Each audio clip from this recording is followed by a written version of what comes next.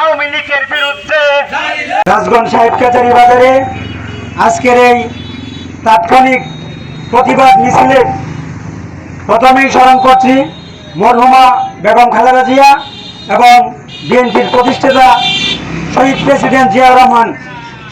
সংগ্রামী সাথী ও বন্ধুরা আমার, আপনারা সকলেই জানেন বাংলাদেশ জাতীয়তাবাদী দল বিএনপির চেয়ারম্যান এবং গণপ্রজাতন্ত্রী বাংলাদেশ সরকারের মাননীয় প্রধানমন্ত্রী জননেতা জনাব তারেক রহমান এই দেশটাকে একটি সুন্দর সময় রাষ্ট্রে পরিণত করার জন্য আপ্রাণ চেষ্টা চালিয়ে যাচ্ছেন। এই দেশটাকে নৈরাজ্যে পরিণত করার জন্য যে ফ্যাসিস্ট পালিয়ে ভারতে চলে গেছে তার দোসররা এই দেশকে অস্থিতিশীল করার জন্য, শান্ত বাংলাদেশকে অশান্ত করার জন্য গভীর ষড়যন্ত্র করছে। তাই ধারাবাহিকতা 7 নং চৌনিলক্ষা ইউনিয়নে আজকে আওয়ামী লীগের কিছু কুলাঙ্গাররা, কিছু দোসররা চৌনিলক্ষা ইউনিয়ন, শান্ত চৌনিলক্ষা ইউনিয়নকে অশান্ত করার জন্য যে গভীর ষড়যন্ত্র করছে, সেই ষড়যন্ত্রের দাঁতভাঙ্গা জবাব 7 নং চৌনিলক্ষা ইউনিয়নে বিএনপির নেতৃবৃন্দ রাজপথ থেকেই দিবে ইনশাআল্লাহ।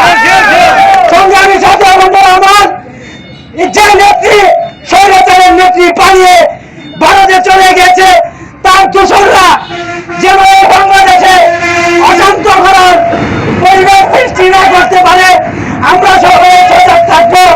আমরা তারেক রহমানের হাতকে শক্তিশালী করে গড়ে তোলার জন্য আগামী বাংলাদেশ একটি সুন্দর বাংলাদেশ হবে এই আশাবাদ ব্যক্ত করে যে কোনো ডাকে আওয়ামী লীগের অশান্ত করার ষড়যন্ত্রকে নস্যাৎ করার জন্য আমরা সকলে ঐক্যবদ্ধভাবে কাজ করব।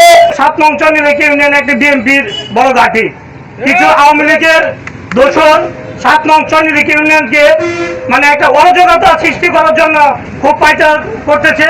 আমরা ইউনিয়ন বিএনপি 7 নং চৌনিলক্ষা ইউনিয়ন তাদেরকে কিভাবে প্রতিহত করা যায়, জবাব বাংলা জবাব দেওয়া যায় তা কিন্তু আমাদের ভালো মতো জানা আছে। প্রত্যেকে 7 নং চৌনিলক্ষা ইউনিয়ন বিএনপি আওয়ামী লীগকে যে প্রতিহত করা যায় সেভাবে প্রতিহত করা দেওয়া হবে।